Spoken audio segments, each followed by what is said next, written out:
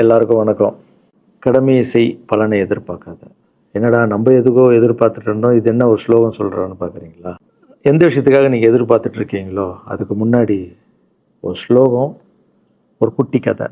ஏன்னா இந்த வீடியோ முடியும் போது அந்த ஸ்லோகத்துக்கும் அந்த குட்டி கதைக்கும் ஒரு லிங்க் இருக்குது, சரிங்களா? கடமை செய் பலனை எதிர்பார்க்காத, அதான் அந்த ஸ்லோகம். எனக்கு ரொம்ப பிடிச்சிது. என்னடா இது, கடமையை செய்ய சொல்கிறாங்க, பலனை எதிர்பார்க்க வேணான்றாங்கல்லன்னு நிறைய பேருக்கு அந்த ஸ்லோகமெல்லாம் ஒரு டவுட் ஒன்று இருக்குது. வேலை பண்ணுறோம், வேலைக்கேற்ற கூலி எதிர்பார்க்கக்கூடாதா? இவ்வளோ கஷ்டப்பட்டு உழைக்கிறோம், சம்பளத்தை எதிர்பார்க்கக்கூடாதா அப்படின்னு. அந்த ஸ்லோகத்துடைய முழு மீனிங் என்னன்னா ஒரு கதையாக சொல்லிடுறேன். ஒரு பெரிய வீடு, ஒரு மிகப்பெரிய பணக்காரர். அவர் ரூமு மட்டும் க்ளீன் பண்ணுறதுக்கு ரெண்டு ஆட்கள் இருப்பாங்க. ரொம்ப பிடிச்சவங்களும் 2 பேர் அந்த ரூம் க்ளீன் பண்ணுறதுக்கு வச்சுருக்காரு. அவர் மிகப்பெரிய பணக்காரர். அவர் இப்போ 2 பேரும் வந்து ரூம் துடைக்கிறவங்க. ஓகே, அவர் காலையில் ரெடி ஆகி அந்த ரூம்லேருந்து வெளியே வரும்போது அவங்க துடைச்சிட்டு இருக்காங்கல்ல, அதில் ஒருத்தர் வந்து அவர் பாட்டுன்னு ஒரு வேலையை பார்த்துட்டு இருப்பார், துடைச்சிக்கிட்டே இருப்பார். இன்னொருத்தர் இருக்கார்ல, அவர் போய், சார் உங்கள் ட்ரெஸ்ஸு சூப்பராக இருக்குது சார், சார் நீங்கள் போட்டுக்கிற கண்ணாடி நல்லா இருக்குது சார், சென்ட்டு சூப்பராக இருக்குது சார், நல்லா இருக்குது சார், சூப்பராக இருக்கீங்க சார், எனக்கு பேக் கொடுங்க சார் அப்படின்னு வாங்கிட்டு போவார். இன்னொரு ஆள் வணக்கம் சார் சொல்லிட்டு வேலையை மட்டும் பார்த்துட்டு இருப்பார். இப்படியே தினமும் நடக்கும். அப்புறம் அந்த ஓனர் வந்து இந்த ஊரை விட்டு வெளியூருக்கு போகிறாரு. போகும்போது 2 வேலைக்காரங்களும் கூப்பிட்டு ஒருத்தருக்கு வந்து 1 மாதம் சம்பளம் எக்ஸ்ட்ரா, யார் கூட பேக்லாம் தூக்கிட்டு போய் எப்போ பார்த்தாலும் நான் சூப்பர்னு சொன்னார்ல, அவருக்கு 1 மாதம் சம்பளம் எக்ஸ்ட்ரா. இன்னொரு ஆளுக்கு ஒரு வீடு வாங்கி கொடுத்து அவரை, நீ என் கூடவே வந்துருங்க, நான் அவர் கூடவே அவரை கூப்பிட்டு போகிறேன். இவன் ஓடி போய் கேட்டானா, சார் என்ன சார் தினமும் நான் தானே சார் உங்கள் பேக் எடுத்துருந்தேன், நான் கொடுத்த வேலையை நீ கரெக்டாக பண்ணல, நீ ஜால்ரா அடிக்கிறதுலையே இருந்த, எனக்கு இது நல்லா இருக்கு அது நல்லா இருக்குன்னு. ஆனால் அவன் வேலையை மட்டும்தான் பார்த்தான். வேலையை கரெக்டாக பார்த்தா பலனு கடவுள் கொடுப்பார், அந்த பலன் தான் இது அப்படின்னு சொன்னான். இப்போ விஷயத்துக்கு வருவோமா? திருச்சி கிழக்கு தொகுதி. இன்றைக்கி நான் என்ன முடிவு சொல்கிறேன் இதுதானே. நான் திருச்சி கிழக்கில் நிற்கணுன்னா நான் முதல்ல அரசியலுக்கு வரணும். நான் அரசியலுக்கு வரேனா இல்லையான்றதை சொல்கிறேன். அரசியல் எப்படி என் வாழ்க்கையில் வந்ததுன்னு சொல்கிறேன். உங்களுக்கு நல்லா தெரியும், என் வீட்டில் குழந்தைங்கள வளர்த்துக்கிட்டு நான் பாட்டுன்னு சோஷியல் சர்வீஸ் பண்ணிகிட்டு இருந்தேன். மாற்றுத்திறனாளிக்கு டான்ஸ் சொல்லி கொடுக்குறது, ஓப்பனர் சர்ஜரி பண்ணுறது, பசங்களை படிக்க வைக்கிறது, ஸ்போர்ட்ஸு எல்லாத்துலேயும் என்னால் முடிஞ்ச வரைக்கும் பண்ணுவேன். என்னால் முடியல மற்றவங்கிட்ட கேட்டு பண்ணிகிட்டு இருந்தேன். இந்த டைமில் தான் ஜல்லிக்கட்டுன்னு ஒன்று வருது. ஒரு சில விஷயம்லாம் ஃபாஸ்ட்டாக சொல்லிடுறேன், உங்களுக்கு தெரிஞ்ச விஷயந்தான். ஜல்லிக்கட்டுன்னு ஒன்று வருது, அதில் நான் போகிறேன், சாப்பாடு போகிறதுக்காக குழந்தைங்களுக்கு போகிறேன். அப்படி நான் அந்த ஜல்லிக்கட்டு நடந்து முடிஞ்ச விஷயம்லாம் உங்களுக்கு தெரியும். அப்புறம் என் மேலே ஒரு தலைவர் விமர்சனம், எதுக்கு தலைவர்னு சொல்லுவாரா, நம்ம அண்ணன் தான், சீமான் அண்ணன் ஒரு விமர்சனம் வைக்கிறாரு. அதுக்கு நான் மறுபடியும் ஒரு ட்வீட் போடுறேன், அவர் ட்வீட் போடுறேன். அப்போ தான் என் வாழ்க்கையில் அரசியல்னு அந்த நுழையுது. நம்ம சாப்பாடு போகிறதுக்கு போகணும், இது என்னடா இவ்வளோ பெருசாக இருக்குது, அந்த ஜல்லிக்கட்டு தான் எனக்கு அரசியலில் உள்ள நுழைஞ்சது, என்னடா இவ்வளோ பெருசாக இருக்குது அப்படின்னு. அப்படியே போச்சு. அதே தலைவர் தான், அதே சீமான் தான் ரஜினி சார் அரசியலுக்கு வர்ற மாதிரி பேச்சு அடிபட்ட உடனே அவங்க சைட்லேருந்து பேசுகிறாங்க, தலைவரை பற்றி பேசுகிறாங்க. தலைவர் எனக்கு வந்து ஒரு குரு, என்னை வாழ வச்ச தெய்வம், ஒரு அப்பா மாதிரி, ஒரு அண்ணன், அப்பா எல்லாமே சொல்லலாம். ஸோ அவரை பற்றி அதிகமாக பேச ஒரு முறையும் சூப்பர் ஸ்டாருக்கு ஃபோன் போடுவேன், அண்ணா ரொம்ப ஓவராக பேசுகிறாங்க, டெப்பா கம்முன்னு இருக்கண்ணா, நீ சைலண்ட்டாக இப்படியே ஓரளவுக்கு தான் நம்மளால் பொறுக்க முடியும். அதுக்கப்புறம் ஆடியோ ரிலீஸ் ஃபங்க்ஷனில் என் மனசில் கடலாம் உடச்சி சொன்னேன், அதை நீங்களும் பார்த்துருப்பீங்க, தெரியும். அதுக்கப்புறம் ஒரு ரஜினி சாருக்கு ஒரு ஃபங்க்ஷன் வந்தது, அந்த ஃபங்க்ஷன்லேயும் பேசினேன் இதை பற்றி. உங்களுக்கு தான் தெரியுமா அந்த வீடியோ, யார் ஓட்டப்பந்தயத்தில் ஜெயிக்கிறது, இப்போ கூட அந்த வீடியோ போயிட்டுருக்கு. அதை பேசணும், அது பாட்டும் அப்படியே போயிட்டு இருந்தது. அதுக்கப்புறம் பார்த்தீங்கன்னா ரஜினி சார் அரசியலுக்கு வரேன்னு அனௌன்ஸ் பண்ணுறாரு. பண்ணோடனே நான் போய் தலைவரை பார்க்குறேன், என்ன வரீங்களா, நியூஸில் வருது, ஆமாக்கா நான் வரேன் அப்படின்னா பயங்கர சந்தோஷம். ஏன்னா வாழ்க்கையில் ஒளி ஏற்றி வச்சவர், அவர் அரசியலுக்கு வர்றாரு, அவருக்கு சப்போர்ட்டிவாக இருக்கணும் நம்ம. அப்புறம் எல்லாருக்கிட்டையும் போய் நம்ம கேட்டுட்டு இருக்கோம், தலைவர் வந்துட்டாருன்னா எல்லாமே குழந்தைங்களுக்கு இன்னும் நிறைய பண்ணலாம் அப்படின்னு, என்ன நானும் வரேன்னு அப்படின்னா ரொம்ப சந்தோஷம் அப்படின்னு ஸ்ட்ரெயிட்டாக கிளம்பி நான் ட்ரஸ்ட்டுக்கு வரேன். என்னுடைய ட்ரஸ்ட்டு, என்னுடைய ஃபேன்ஸு எல்லாரையும் கூப்பிட்டு என்னுடைய வெல்விஷர்ஸ் எல்லாரையும் கூப்பிட்டு உட்கார வச்சு தலைவர் அரசியலுக்கு வராரு. புரியுதுங்களா? எனக்கு வந்து எழுத படிக்க தெரியாது, அதான் ஒரு ட்வீட் பண்ணணும், இதெல்லாம் ரெடி பண்ணுங்கன்னு தமிழில் சொல்லிவிட்டு அவங்க ரெடி பண்ணிகிட்டு இருக்க ஒரு டீம். இன்னொரு டீம் உட்காந்து என்கிட்ட கேள்வி கேட்குறாங்க, தலைவர் அரசியலுக்கு வந்து அவர் வந்து சிஎம் ஆகிடுவார், நீங்கள் வந்து அமைச்சர் ஆகிடுவீங்களாண்ணே, சுகாதாரத்துறை அமைச்சர் தான் நம்ம வந்து ஆப்ரேஷன் நிறைய பண்ணலாம், இன்னொருத்தர் கல்வித்துறை எடுத்தால் நிறைய படிக்க வைக்கலாம். டேய், கடமை செய்யணும், பலன் எதிர்பார்க்கக்கூடாது. சுகாதாரத்துறை அமைச்சர், இது வந்து கல்வித்துறை, இதெல்லாம் படிச்சவங்க வர இடம். அண்ணன் படிக்கலடா. எல்லாருக்கும் படித்த இடத்த போட்டு ஒரே இடத்துல போய் முடங்கி போய் படிப்புனா படிப்பு மட்டும், எல்லாம் கட்சி வளரட்டும், தலைவர் வரட்டும், எல்லா துறையிலேருந்து ஹெல்ப் கேட்டு நல்லா பண்ணுவோம், பெரிய ட்ரஸ்ட்டு கட்டுவோம். இப்போன்னா சின்ன ட்ரஸ்ட்டில் தான் நம்ம இருக்கோம். சின்ன வீட்டில் 60 குழந்தைங்க நீங்கள் இருக்கீங்க, 100 ஏக்கரில் கட்டுவோம். ஊனமுற்றோர்கள் இந்த பக்கம் திருநங்கைகளுக்கு இந்த பக்கம் முதியோர்களுக்கு ஒரு பெரிய ட்ரஸ்ட் கட்டி பண்ணுவோம்டா. சூப்பர்ண்ணா. இன்னொருத்தர் டக்குன்னு அங்கேருந்து, அண்ணா நம்மளை ஏற்று பேசின்னு இருக்கார்ல சீமான் அண்ணா, அவருக்கு ஆப்போசிட்டாக எதிர்த்து நில்லுங்கண்ணே அப்படின்னா. அது அரசியல் இல்லை. ஒருத்தர் மேலே கோவத்தால் நம்ம அரசியலுக்கு வந்தால் அது வந்து வெறுப்பு அரசியலாக மாறும். அரசியல்ன்றது மக்களுக்கு நல்லது பண்ணுறதுக்காக வரணும். இப்போ அவரை நான் அழிக்கணும், அவரை நான் ஏதோ ஒன்று செய்யணும்னு அந்த ஆசையில் வந்தேன்னு வச்சுங்களேன், ஆசை என்ன ஆகும், கோபமாக மாறும். கோபத்துலேருந்து என்ன வரும், வார்த்தைகள் தப்பாக வரும். வார்த்தைகள் மட்டும் வராது, தப்பான வார்த்தைகள் வரும். மக்களுக்கு நம்ம மேலே மரியாதை இல்லை, மக்களுக்கு நம்ம மேலே மரியாதை இருக்காது, போயிடும். ஸோ அதால் அரசியலுக்கு வரணும்னா அவரை அழிக்கிற வழியாக இருக்குது. பதிவை பற்றி பேசுகிறத ஃபஸ்ட்டு விடுங்கடா, ஃபஸ்ட்டு வேலையை பார்ப்போம்டா. நம்ம தலைவர் வரேன்னு சொல்லிட்டாரு, ட்வீட் போடுங்களா அப்படின்னு ட்வீட் போட்டுட்டு அங்கேருந்து போட்டுட்டு வீட்டுக்கு போகிறேன். இங்கே தான் பெரிய ட்விஸ்ட் இருக்குது எனக்கு. வீட்டுக்கு போகிறேன். வீட்டுக்கு போனோன்னா எப்பவும் நான் அம்மா கிட்டே போய் ஒரு விஷயத்த சொல்கிறதுக்கு முன்னாடி ஒரு சர்ப்ரைஸ் ஒன்று பண்ணுவேன். எங்கள் அம்மா கோவில் கட்டுறது கூட, கோவில் கட்டிட்டு ஸ்டாச்சுலாம் ஆர்டர் பண்ண அப்புறம் தான் அந்த ஸ்டாச்சுவே காமிச்சாங்க அம்மாவுக்கு. அதே மாதிரி அரசியல் விஷயத்துலையும் போய் சொல்லலான்னு அம்மாவை கூப்பிட்டு ஃபேமிலியெல்லாம் உட்கார வச்சு, அம்மா தலைவர் அரசியலுக்கு வர்றாரு, சரி கண்ணா, நானும் அரசியல் போடுறேன், இங்கே பரமா ட்வீட் போட்டிருக்கேன் அப்படின்னு. அம்மா முகம் டக்குன்னு மாறிட்டு ஓகே கண்ணா, ஓகே கண்ணா சாப்பிடலாம் அப்படின்னு எழுந்து போயிட்டாங்க. என்ன இப்படி போக மாட்டாங்களே, ஒரு விஷயத்த சொன்னால் சூப்பர் கண்ணான்னு பேசுவாங்கள்ல, 1 hour அதில் இருக்கிற நல்லது கெட்டது எல்லாம் பேசுவாங்க, என்ன போயிட்டாங்க அப்படின்னு ஒரு ஃபீல். சரி, இது உடம்பு சரியில்லை போல, அப்செட்டில் இருக்கான்னு விட்டேன். அப்புறம் 2-3 நாள் அவங்ககிட்ட பேசவே மாட்டுறாங்க. கூப்பிட்டு உட்காரு, என்னம்மா உனக்கு பிரச்சனை, ஏதாவது தப்புன்னா அடின்னா அடிச்சிடுமா, என்னம்மா இப்படி பேசாமல் இருக்குன்னா, இல்லை கண்ணா நீ அரசியல் போனது எனக்கு பிடிக்கல அப்படின்றாங்க. ஏமா அரசியல் போனால் பிடிக்கல? இல்லை கண்ணா, அது ஒரு சாக்கடை, அரசியலுக்கு போகக்கூடாது, அது வந்து பணம் கொடுக்குறாங்க அரசியலுக்கு, ஊட்டு வாங்குறதுக்கு பணம் கொடுத்து தாங்க நான் ஜெயிக்கிறாங்க. அதுக்கப்புறம் ஜாதி இல்லைன்னுவாங்க, ஜாதி இருக்குது, மதம் இல்லைன்னுவாங்க, மதம் இருக்குது, அந்த சாக்கடைக்குள்ளே நீ போகாதப்பா. நம்மளுக்கு வாழ்க்கையை ஒளி வச்சு ஏற்றி வச்சவர் தாங்க நம்ம சூப்பர் ஸ்டார், அவர்கிட்ட என்னை கூப்பிட்டு போப்பா, நான் சொல்கிறேன், அவர் ஒரு ஆன்மீகவாதி, அவரும் அரசியலுக்கு வருவானா, இந்த வயசில் அவர் நிம்மதியாக இருக்கட்டும், எதுக்கு அரசியலுக்கு வர்றாரு, என்னை கூப்பிட்டு போ, அப்பாயின்மெண்ட் வாங்கி கொடுத்துருந்தாங்க.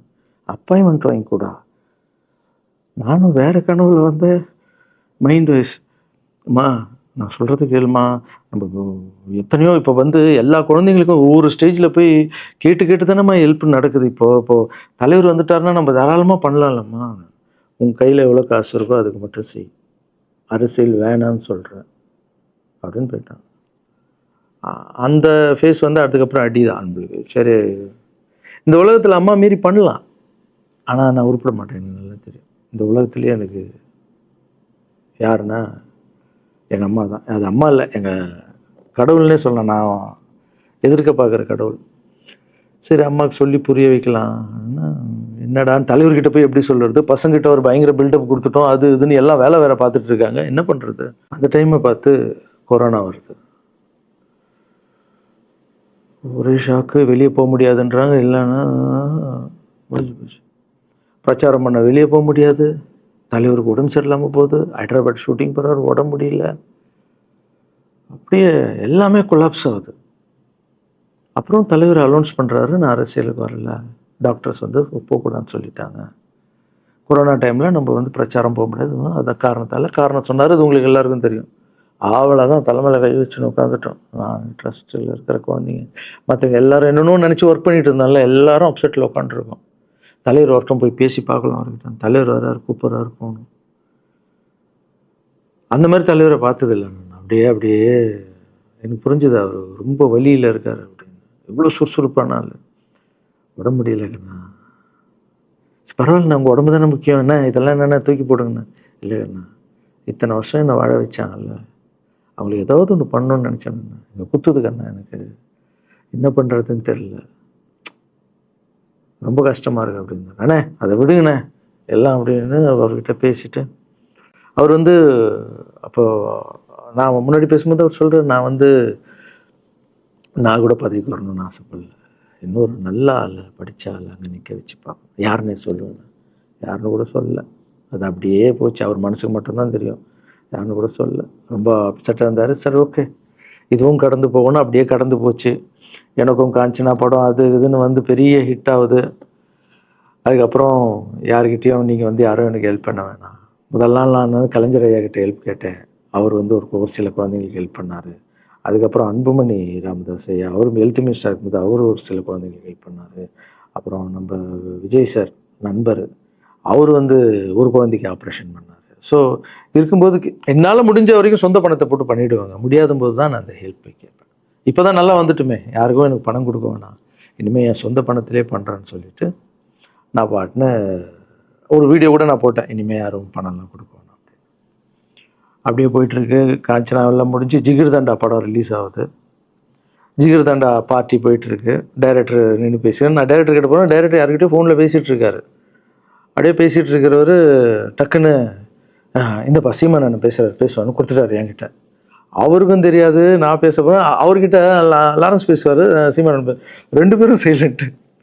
நானும் எதுவும் பேசலை, சீமானனும் எதுவும் பேசலை. அப்படியே ஒரு நிமிஷம் அப்படியே நிற்கிறோம். பெரியவர் இல்லை என்னாலும் அண்ணன் அப்படின்னு. அவ்வளோதான் அண்ணன். பயங்கர பாசம். எந்த இடத்துல கோவம் இருக்கும் அந்த இடத்துல குணம் இருக்குன்னு சொல்லுவாங்கள்ல. அண்ணன் புகழ்ந்து தள்ளுறாரு ஜிகர் தண்டாவை. இப்படி பண்ண கண்ணா, அப்படி பண்ண இவ்வளோ சூப்பராக பண்ண, அந்த சீன் எனக்கு ரொம்ப பிடிச்சதுன்னு. அவருடைய அன்பு தான் தெரியும்ல, எல்லாமே அதிகமாக இருக்கும் அண்ணன்கிட்ட. அண்ணா ரொம்ப சந்தோஷமாக வாழ்த்தினார். அப்புறம் நான் மாற்றம்னு ஒரு அமைப்பு ஆரம்பிச்சிருக்கேன்ல, இந்த விவசாயிகளுக்கு டிராக்டர் கொடுக்கறது, அப்புறம் மாற்றுத்திறனாளிக்கு ஸ்கூட்டி கொடுக்குறது, எல்லாமே அதை பார்த்துட்டு பத்திரிகையாளர் கேட்குறாங்க அவர்கிட்ட, ரகுவலரன் சார் மாற்றம்னு அமைச்சிருக்காருன்னா, நல்ல விஷயம் தம்பி, நல்லா பண்ணிட்டோம், நல்லா இருக்கட்டும் அப்படின்னு வாழ்த்தினார். ஸோ ஒரு பெரிய பிரச்சனைக்கு கடவுளே அதை அப்படியே சால்வ் பண்ணி வச்ச மாதிரி ஆயிடுச்சு. அப்படியே போச்சு. ஆனால் நீங்கள் நல்லா இருக்கணும், எங்கே இருந்தாலும் நல்லா இருப்பீங்க. எப்போல்லாம் ட்ரஸ்ட்டுக்கு போகும்போது பசங்களாம் கேட்பாங்க, அந்த 100 ஏக்கர் ட்ரஸ்ட்டு குழந்தைங்க, சரி ஓகேடா. அப்படி பார்த்தீங்கன்னா நண்பர் விஜய் சார்கிட்ட பேசிகிட்டு இருக்கும்போது நான் வர அரசியலுக்குன்றார். நிஜமா நண்பா அப்படின்னு. எஸ் அப்படின்னு. மறுபடியும் போய் ட்ரஸ்ட்டில் உட்காந்து டேய் நண்பர் வராரு. ஏன்னா சூப்பர் ஸ்டார் எனக்கு எவ்வளோ க்ளோஸோ, நண்பர் கூட அவ்வளோ க்ளோஸ் தான் எனக்கு. ஏன்னா மேகமாய் போகிறேன்ற சாங்லேருந்து நான் அவருக்கு டான்ஸ் மாஸ்டராக பண்ண ஆரம்பித்தேன். அதுக்கப்புறம் நிறைய சாங் பண்ணேன், சரக்கு வச்சுருக்கேன். அப்போ உங்களுக்கு தெரியும், அந்த தாம் தக்க தீம் தக்க அவருக்கு மட்டும் நான் ஸ்பெஷலாக பண்ணி கொடுத்துட்டு போவேன். தமிழ் வேறு யாருக்கும் பண்ண மாட்டேன். அவர் கூப்பிட்டா வருவேன், தலைவர் கூப்பிட்டா வருவேன், சாங் பண்ணிட்டு போவேன். அவர் வரணும் போது எஸ், ஏன்னா அவர் ஒரு முடிவு எடுக்க மாட்டார், எடுத்தாருன்னா அவர் நல்ல உழைப்பார், நல்ல உழைப்பாளி, பண்ணுவார் அப்படின்னு நினச்சி மறுபடியும் போய் ட்ரஸ்ட் ஆளுங்கெல்லாம் பேசுகிறதுக்கு முன்னாடி ஐயோ அம்மா இருக்காங்களே பிடிக்காத, ஃபஸ்ட்டு அங்கே கரெக்ட் பண்ணணும்ல. அங்கே போனேன். அம்மா நண்பர் அரசியலுக்கு வராருப்பா. என்னம்மா அப்போ தான் ஓகே, இப்போ எல்லாம் மாறி இருக்கு, போகலாமா, நீ ஃபஸ்ட்டு அவர்கிட்ட ஒரு அப்பாயின்மெண்ட் வாங்க, நான் உன்னை கூப்பிட்டு போகிறேன் அப்படின்னா. கூப்பிட்டு போய் இந்தப்பா என் பிள்ளைய ஒப்படைக்கிறேன் பார்த்துக்கப்பான்னு சொல்லுன்னு பார்த்தா, என்னம்மா பேச போகிறான்னு கேட்டேன். நீ அரசியலுக்கு வராத தம்பி, இது ஒரு சாக்கடை, நீ அரசியலுக்கு வராத, நீ ரொம்ப சைலண்டான ஆள், உனக்கு இதெல்லாம் செட் ஆகாது, பணம் கொடுத்தா தான் ஜெயிக்க முடியும், ஜாதி இருக்குது, மதம் இருக்குது, இதெல்லாம் தாண்டி வருது கஷ்டம்னு நான் அவர்கிட்ட சொல்கிறேன்ப்பா அப்படின்னு. நான் அப்படியே மா புரிஞ்சுக்குமாண்ணா, டேய் மீன் குழம்பு வச்சுருக்கேன் சாப்பிட்றேன், அதே மீன் குழம்பு. ஓகே நான் நினச்சிட்டேன் நம்ம ஜாதகத்தில் இல்லை போல், சரி விட்டுடலாம், சரி இப்போ விட்டுருவோம், ஒரு 2-3 நாளைக்கு அப்புறம் மறுபடியும் பேசுவோம் அப்படின்னு மறுபடியும் பேசுகிறேன். அதே மறுப்பு தான். நானும் நண்பர்கிட்ட பேசுகிறேன், அம்மா இப்படி சொல்கிறாங்க நண்பா, அது அவங்களுக்கு தெரியல, அவர் நிறைய பேச மாட்டார், வயசானவங்க இல்லை, தெரியல, வந்தப்புறம் புரியும், ஒரே வார்த்தை தான். அதுக்கப்புறம் ஃபோனில் கூட்டணி கட்சியெல்லாம் வராது நண்பா, என்னடா யாரும் கூட்டணி கட்சி வரல நண்பா, இது அது நான் எனக்கு ஒருத்தரை பிடிச்சிட்டாங்கன்னா மனசில் பட்டதை எல்லாமே சொல்லிகிட்டு இருப்பேன். அது நல்லதோ கெட்டதோ, என் பழக்கம் அப்படி தான், பிடிக்கலாம் தூரம் ஒதுங்கிடுவேன். அப்படியே போகுது. எலெக்ஷன் வருது, அனௌன்ஸ் பண்ணுறாங்க, எலெக்ஷனில் நண்பர் நிற்கிறாரு. ரிசல்ட் அன்றைக்கி டோட்டலாக மாறுது எல்லாமே, அப்படியே தலைக்கீழாக ஆகுது, புரட்டி போடுறாரு சரித்திரத்தை. வேற அம்மா எப்போ முதல்ல தெரிந்து எங்கள் அம்மாவை தான். எனக்கு ரொம்ப ஆசையாயிடுச்சுன்னா எங்கள் அம்மா மேலே அம்மா பேர் கண்மணி. கண்மணி அப்படின்னு தான் கூப்பிட்டு போவேன். எங்கன்னு கூப்பிட்டு போனால் அம்மா கொண்டு என்னடா இவ்வளோ உஷாராக வர என்ன விஷயம், இங்கே வா உங்ககிட்ட தான் பேசணும். நீ என்னம்மா சொன்ன, பணம் கொடுத்தா தான் ஓட்டு போடுவாங்க, ஜாதி இருக்குது, மதம் இருக்குது, புது ஆளுங்களை வர விட மாட்டாங்க, ஜெயிக்க முடியாது, இதெல்லாம் சொன்னல. நண்பர் ஜெயிச்சிட்டார் பார்த்தியாம்மா. அந்த ஒரே ஒரு முகத்துக்காக ஓட்டு போட்டிருக்காங்க. நம்பிக்கையான ஆள் வந்தால் போடுவாங்கம்மா, நல்லவங்களாம் வரலாமா, புரிஞ்சுக்கம்மா, என்ன விடுமா. இப்போ என்னம்மா சொல்கிற அப்படின்னு கேட்டேன். முதல் முறையாக எங்கள் அம்மா முகத்தில் ஒரு சிரிப்பை பார்த்தேன் நான். ஆமாம் கண்ணா, அந்த புள்ள எல்லாத்தையும் மாற்றிடுச்சு, இவ்வளோ பெரிய வெற்றி அடி வரணும்னு நான் எதிர்பார்க்கலப்பா. ஒரு நல்ல மனுஷன் வந்து பண்ணணும்னு நினச்சா அது முடியுங்கண்ணான்ற நம்பிக்கை எனக்கு வந்திருக்குப்பா அப்படின்னு அம்மா சொன்னான். அப்போ என்ன போயிடலாமா, ஓகேவா அப்படின்னு கேட்டேன். போகண்ணா, நீ நினச்ச மாதிரி பண்ணு அப்படின்னு அம்மா சொன்னோன்னு காலில் சாஸ்தாகமாக வந்தேன். தேங்க்யூ ஸோ மச்மா அப்படின்னு. ரொம்ப ஹாப்பி நான். அம்மா ஓகே சொல்லிட்டாங்க அரசியல் வர்றதுக்கு. இப்போ நான் தாய்க்கு நிகரான்னு நினைக்கிறேன். என் ரசிகர்கள் கேட்குறேன், நான் அரசியலுக்கு வரலாமா? இதை பார்த்துட்டு இருக்கிறவங்களுக்கு, இந்த மக்களை கேட்குறேன், நான் அரசியலுக்கு வரலாமா? அந்த தகுதி எனக்கு இருக்கா? நீங்களும் சொல்லுங்கள். இந்த வீடியோ பார்த்துட்டு இருக்கவங்க கமெண்ட்ஸ் போடுங்க. பசங்களா, இவங்க தான் என்னுடைய 22 வருஷத்தினுடைய உழைப்பு. அரசியலுக்கே வராமல் மக்களுக்கு நான் செஞ்ச சேவை உங்கள் கண்ணு முன்னாடி நிப்பாட்டியிருக்கேன். இப்போ உங்கள் வயசு என்ன? 22 வயசாகுது. ஒரு வயசில் என் கையில் வந்தார் இவர். அந்த ஃபோட்டோவை நீங்களே பாருங்கள். இப்போ 22 வயசு. ஒரு குழந்தைய வளர்க்குறதுக்கு நீங்கள் எவ்வளோ கஷ்டப்படுவீங்க உங்களுக்கு தெரியும்ல. அந்த கஷ்டம் என்னென்னா, ஸ்கூலுக்கு அனுப்புறது ஃபீஸ் கட்டுறதுலேருந்து, உடம்பு சரியில்லாமல் போனான்னு அவன் ஆசைகளை நிறைவேற்றுறதுலேருந்து, ஒரு குழந்தைக்கு அப்படி இருந்தால் 60 குழந்தைங்களை வளர்த்துருக்கேன். எவ்வளோ பிரச்சனை வந்திருக்கேன், எவ்வளோ நோய்கள் வந்திருக்கும், எவ்வளோ நைட் தூங்காமல் வந்திருக்கேன், அதில் எவ்வளோ டிஸ்டர்ப், அதுவும் என் வீட்டில் வளர்த்துருக்கேன். இதெல்லாம் எதுக்கு பண்ணேன்னா, எந்த ஒரு எதிர்பார்ப்பும் இல்லாமல் கடமை செய் பலனை எதிர்பார்க்காதான்ற இந்த வார்த்தை எனக்கு ரொம்ப பிடிக்கும். அதுக்காக செஞ்சுருக்கேன், என் மக்களுக்காக செஞ்சுருக்கேன். ஏன்னா மக்கள் தான் என் படத்தை பார்க்குறாங்க. மக்களால் தான் நான் கார் வாங்குகிறேன், வீடு வாங்குகிறேன், சந்தோஷமாக இருக்கேன். அவங்களுக்கு இந்த சொசைட்டிக்கு நான் ஏதாவது பண்ணணும். அரசியலுக்கு வர்றதுக்கு முன்னாடியே பண்ண விஷயங்கள் பார்த்தீங்கல்ல. 22 வருஷம் உழைச்சிருக்கேன். ஒரு கதை ஒன்று சொன்னேன்ல, 2 வேலைக்காரங்க இருந்தாங்கன்னு. சின்சியராக யாருக்கும் ஜால்ரை அடிக்காமல் எதுவும் பண்ணாமல் என் தொழிலுக்கு தர்மமாக, என் மக்களுக்கு தர்மமாக என்ன பண்ணணுமோ 22 வருஷம் உழைச்சி உங்கள் கண்ணு முன்னாடி நிப்பாட்டிட்டேன். அந்த ஓனர் ஒரு பலன் கொடுத்தார்ல, அந்த ஓனர் யார் தெரியுமா? கடவுள். அந்த கடவுளுக்கு தெரியும் எனக்கு என்ன பலன் கொடுக்கணும். இதுக்கு தான் அந்த கதை லிங்க் ஆகும்னு சொன்னேன். ஸோ நீங்கள் சொல்லுங்கள், நான் அரசியலுக்கு வரணுமா வேண்டாம்? வேண்டாம்னா வேணான்னு சொல்லுங்கள்.